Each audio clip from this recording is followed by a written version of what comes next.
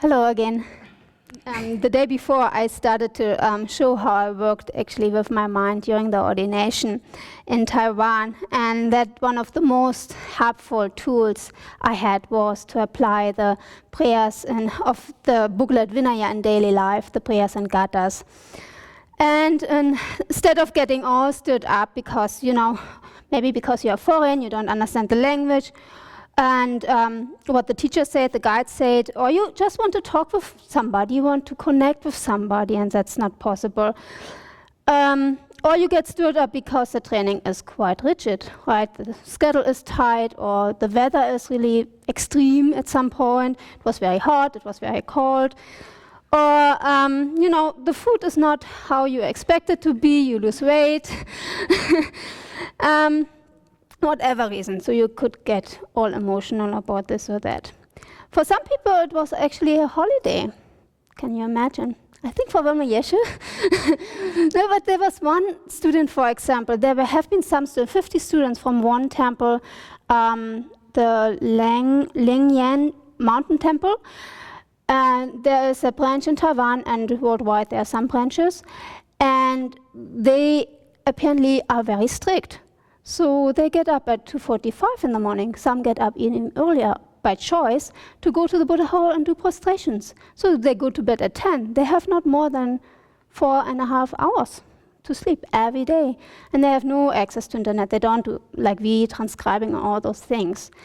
And when they chant, they stand not only 2 hours, they stand 3-4 hours.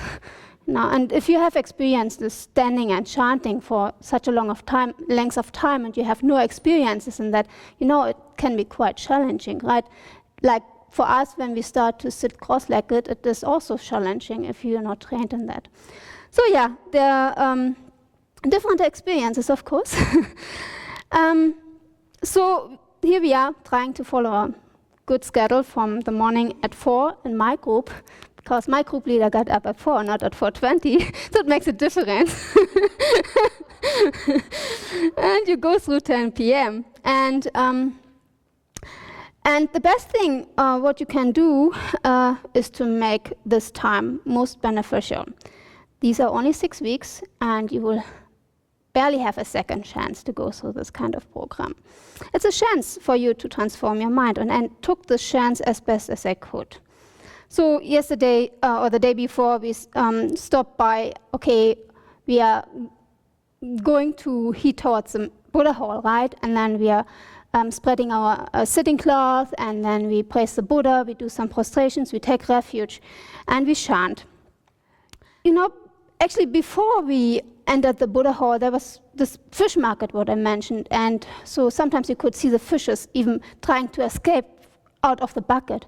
And I had then always this image in my mind of, like just this fish, I'm at the edge of life. Here we are. And if I'm totally emotional about this or that, it's like swimming in an ocean. You fall from a boat into the ocean deep and fast, and what will help you?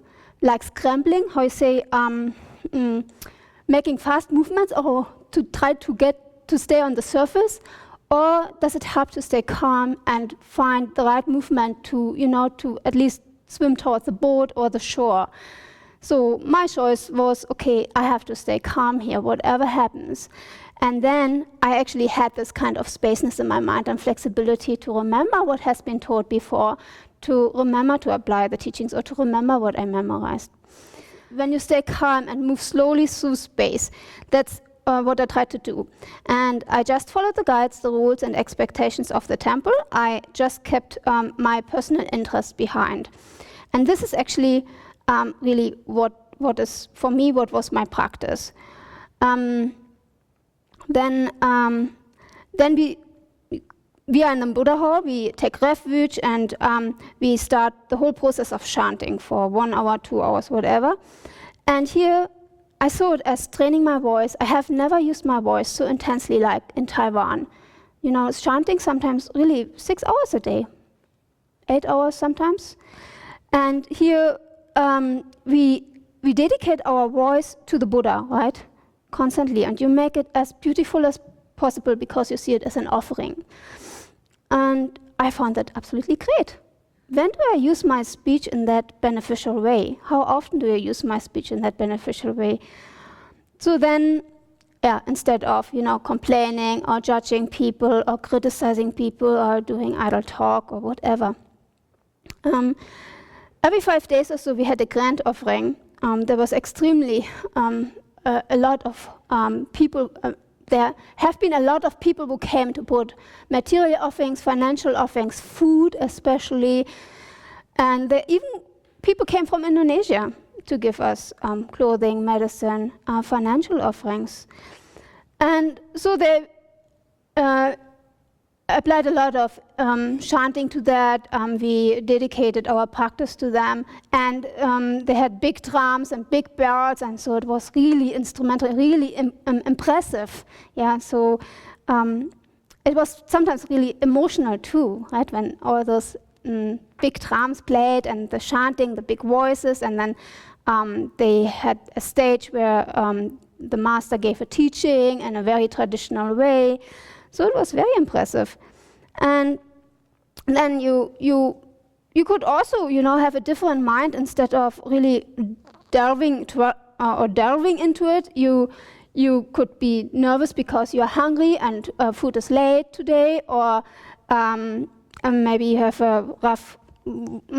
Everybody had a cold and you're kind of disappointed because you can't actually chant that well or whatever, or you stand too long. So instead of that, you play another gada, another praise, and that is, in this case, here we're receiving donations, right? So we think there is no difference in offering wealth or offering dharma. Both are the parameter of generosity containing the entire dharma. Yeah. And then we are invited for lunch. We hold our alms bowl and wish, may all beings become vessels of the Dharma and receive offerings from heavenly and human beings. And then now we are receiving actually the food directly into the bowl. Yeah, we turn our bowl and we wish, beings may be pure and have no worries when seeing the alms bowl is empty. Seeing the bowl full, may all beings be full of the good virtues. So, and before we really start to eat, and now this is very familiar to all of us, we apply that too. So you take, not exactly, but we have the prayers of the 4 vows we do in the early morning when we get up in the morning. Here we take a spoon from the left side of the bowl, right, and take some of the rice grains and wish maybe not harm any sentient being. Then put it in your mouth and you take a spoon with some grains, and from the right side of your bowl and wish, pray, may I benefit all sentient beings. And then you take it from the middle of the bowl and you wish, may I become a Buddha for the benefit of all sentient beings. And then you start to eat, and during eating, you contemplate our 5 contemplation, right?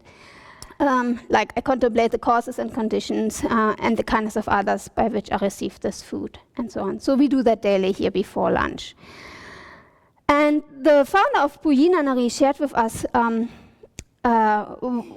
how she is practicing, or how to practice while eating, and why is eating actually a practice. And first she said, when others cook, generate a kind heart and not to have a picky mind. And when you are cooking yourself, you have to cook very well, she said. She's a very good cook herself. Second, when you see bad food, then we still find a way to use it for our practice. This is the practice of Buddha Dharma, she says. At that moment, you must think, this is medicine for my body. So it's exactly how we practice here too. And third, when we offer in the beginning and dedicate in the end for the donors, when we look up, we want to request the teachings right in the beginning before we start eating. And when we look down, we want to benefit all sentient beings. So in the end, after the meal, we dedicate for all sentient beings. This is what a bodhisattva does, she said. Just a simple food offering. This is putting the Buddha Dharma into practice. And even so, we are very busy, she said, during the day, and our heart is not settled. Then, when you are eating, just eat and not have all kinds of wandering thoughts. This is practice. Yeah, and then very strict practitioners that haven't been taught at our temple, at our ordination, but some of the nuns there brought that with them. Right after meal, they try to brush very fast their teeth, so before noon. because you're not supposed to eat the food in your mouth, to speak the food in your mouth. So, and then you take your toothbrush and you apply again a prayer.